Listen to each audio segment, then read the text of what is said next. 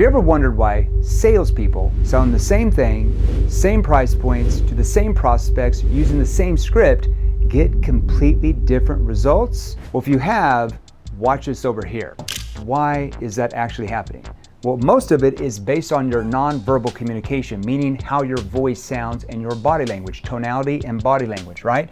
So there are 5 types of tonality that you have to commit to mastering if you want to be a top 1% salesperson for what you sell. Write these down. These are writer-downers. Anytime I say a writer-downer, you want to write that down. Number 1, you have to master what's called a curious tone. Okay? Now, a curious tone triggers the prospect to feel like you are actually curious about what you're asking. And this is one thing you need to understand. Your tone is how the prospect, okay, interprets, might be spelling this wrong, your intention behind everything you say and ask. If I spelled that wrong, spelling Nazis, it's okay. I love you, okay? Just leave a comment there. I'm going fast here. So that's how they interpret why you're asking the question in the first place, right? So this is something you're going to have to master. So a curious tone might be, let's say, a business consulting. Okay, so walk me through. What are you guys doing now to really really build out systems to scale the company? That might be a question that I might use to find out their situation, and I'm going to ask that in more of a curious tone. Causes the prospect's brain to feel like you're genuinely curious. If I go like this, walk me through, Jim, what type of operations are you building out to scale the company? That sounds like a monotone tone, which sounds like a what? Telemarketer or scripted salesperson, and now your prospect's brain is triggered, right? Fight or flight mode, surface level, sales resistance, the wall goes up, okay? So you can avoid that by mastering tonality. The second tonality you really have to master, this is an important one, write this down, especially number 4. You really have to master number 4 here. Number 2 is a confused tone. Now, let me make myself clear. When I say confused tone, I don't mean like you're 106 and you've got dementia, like you're confused about something, like, oh, I don't know how this works. I'm gonna use that in certain contexts. So let's say if a prospect says, oh my gosh, you have no idea this XYZ problem, it's so stressful. I might lean in and say, oh, how do you mean by stressful? See, that's like I'm confused, I don't understand what you mean. Hold on, I'm not understanding, how did you mean by stressful? Okay, well, what I mean by that, see, a confused tone in that context triggers their subconscious brain. They don't even know it, but it triggers their subconscious to basically say, oh, he didn't understand what I meant by stressful. I need to expand on that. I need to explain that better. And that's when the emotional doors start to open up, where they actually explain the emotion. Remember? Emotion is what causes the human being to want to buy, not logic, all right? So confused tone. There's so much more to the confused tone that you can use. Number 3, a challenging tone, okay?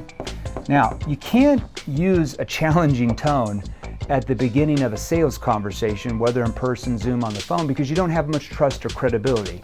This is only granted further in the discussion. So let's say you're a one-call close with what you sell. Let's say it takes you 30 minutes to sell it. Maybe halfway through, after you've already found out their situation, you've built a gap from where they are to where they want to be. Feel the pain, right? You can be more challenging because now you have more trust with your prospect, more credibility. Hey guys, Jeremy Miner here. Look, a lot of you leave comments wanting me to help you sell more. So the easiest way to get a hold of me, the quickest way, is to text me. So text me right now. It's 480-637-2944. So 480-637-2944. Listen, I started this company to help you learn how to close more deals, but do it the right way. Text me right now. Let's get back to the training video. So you might lean in. This is what's called a consequence question. So let's say if I sold cars, and I can show you this for every industry on the planet. So and let's say the prospect's problem was their used car's 10 years old and they need a new one because that old car keeps breaking down on their way to work. It's happened a couple of times and they're afraid if it keeps breaking down, they're gonna lose their job. Let's just say that's what their problem was. So I'm gonna repeat back the problem and the consequence of the problem. So what happens if you don't do anything about this? Your car keeps breaking down. What's gonna happen to your job at that point? Now notice I started with more of a challenging tone. Now I can't ask that question right when I meet them. I don't have any trust or credibility. That's further in the conversation. I challenge that because it's a defensive mechanism, because you're getting them to defend themselves on why they have to change their situation. So notice I started with a challenging tone, and then voila, what did I end with? A concern tone. Okay, this is one you really, when I said number 4 is like one of the most important, there's a reason why. A concern tone is a tone that shows empathy. And when the prospect feels like you are concerned for their consequences, do you feel that lowers your status where they lose trust, or do you feel like it raises your status where you gain trust if they feel you're concerned for them, the consequences of not doing anything? Okay, notice how I ended it. What happens to your job at that point? Okay, concern tone, okay? Or I might lean in, and let's say your prospect's not opening up. I might lean in and say, so can I ask you something, Sally? Sure, go ahead, Jeremy. And this is off the record. What's really holding you back from moving forward? See, I lowered my tone into that soft tone, okay? A tone that shows empathy. This right here, a concern tone has to be taught. All these tones really have to be mastered. They have to be taught by someone who actually has mastered themselves. If you're role playing with your spouse, or let's say your cousin, or let's say another salesperson in your company, and you're role playing tonality and they haven't mastered it themselves, what type of feedback are you going to get? Could be the wrong feedback, right? You see where I'm going with that, okay? And then this tone right here is extremely important. This is a playful tone, okay? Now, why would I use a playful tone? Not to be the class clown, okay? But I want to use a playful tone in certain context to get the prospect to laugh, to let their guard down. So let's say that you're on Zoom, you sell something that's virtual, okay? They show up 7 minutes late, right? And they get on there like, oh, I'm so sorry for showing up late, blah, blah, blah, blah, blah. Let's say if it's an inbound lead. Instead of saying, oh, don't worry, it's okay, no problem, which doesn't really hurt you, but doesn't really help you, I'm going to be in a playful tone like, well, should I forgive you for showing up late? What are we going to do with you, Barb? Oh, gosh. See, playful tone. Or let's say they get on Zoom with you, or let's say that you call a lead, an outbound lead, right? And they answer, and you start talking, and they ask you how you're doing, right? The prospect asks you. Instead of saying, oh, I'm doing great, just working hard, which doesn't really hurt you, but doesn't help you, how can I get them to let their guard down? I might say, just trying to stay out of trouble. What about you? Are you getting in trouble over there, Julie? Oh gosh, I'm not getting in trouble. And they laugh. Guard comes down. Now, why? Because it actually releases dopamine in your prospect's brain, which is a disarming technique, which actually gets them to let their guard down. That's why we're using the playful tone. Are you with me so far? Okay, you want me to show you something cool next here? Okay, good. Let's keep going here. Now, this is important right here. These 3 things. Verbal cues, okay? This is how do you bridge from question to question, okay? Because how many of you have heard a salesperson that ask a question, or maybe it's you, it's okay, and you ask a question, the prospect answers, and then after that, because you don't know what to ask them next, or you're trying to figure it out, you say, okay, cool, gotcha. John, I'm curious. See how scripted that sounds? See, your prospect, their brain starts to pick that up, right? They understand that pattern because that's how most salespeople sound when they're talking.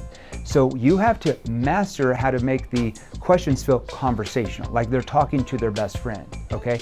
So verbal cues might be like, what happened next though? Oh, really? But when did you do that? Okay. And see, really? Okay. Those are verbal cues, and you're going to use that right before the next question. So as they're ending their answer, you're like, oh, really? But what happened then? And you just bridge into the next question. Okay. On another training video, I'll show you a lot more of that. Verbal pacing. I talked a little bit about that on some other training videos. How do you pace the question out? Because are you aware that the number one reason your prospects give you vague, generalized, surface level answers from your questions is because you ask them so fast, you give them no time to think deeper and internalize what you just asked. So if I pace the question out, you ever heard of the Martin Luther King, the I Have a Dream speech? How did that start? Did he just talk really fast? Or did he say, I have a dream that one day, see how he paces that out? That little verbal pause there? All men are created. See how he paces that out, Okay, go watch that speech, see how it paces that out. If he just said it really, really fast, you would have never heard of that speech because it would have never triggered any emotions and everybody listened to it. Okay, verbal pacing. And then you have verbal pausing. Okay, and I'm going to show you an example of verbal pausing. Okay, now if you want to get more training like this, go ahead and hit the subscribe button. Just don't share it with your competitors because you don't want them learning what I'm going to show you on this channel, I can assure you. Okay, so this is an example of actual verbal pacing by using verbal pauses. Okay? That's another writer downer, as I say. Now take a look at this. This is the exact same question. So I can get their brain to focus on what I want them to by using, these are verbal, anytime I do 3 periods here, that means I'm slightly pausing. Right here, and right here, right before the word I want their brain to focus on. So let's say a prospect gives you some type of reason why they want to change their situation, okay? I can then, this is a probing question, okay, NPQ probing, right here. I can say, can I ask, like, why is that so important to you now, though? Can I ask why that is so important to you? Now, what did I get their brain to focus on? That thing, whatever, ooh, I don't know what that is. That thing, that's a cool triangle. So whatever that is right there, I might plug that in. So can I ask why higher quality leads is so important to you now though? See, if I sold for a marketing agency, I'm just gonna plug in whatever that thing is. This is just generic here, that. You're just gonna plug in the thing and why that is so important. Notice I emphasize the word that and I verbal pause right before and right after, and their brain thinks of this right here. Now, I'm gonna show you the same question, see what I get the brain to focus on here. Why is that so important to you now though? Now, what is their brain thinking? Timing, why now? Not that, now it's now. See, now is right here, but they're more focused on that because I verbal paused right here and verbal paused right here. Now their brain here. Can I ask why that's so important to you now though? Okay? And now their brain is thinking, why is it important right now? Which builds what? Urgency in the sale. Does that make sense? Now, if you have questions on this or how to tie it into your industry, the best way to reach me is just to text me 480-637-2944. I actually locked myself in a conference room right over here about an hour a day with me and a couple of sales trainers. And we actually answer your questions. Hope that helped you. Go ahead and hit the subscribe button. We love you. Until next time.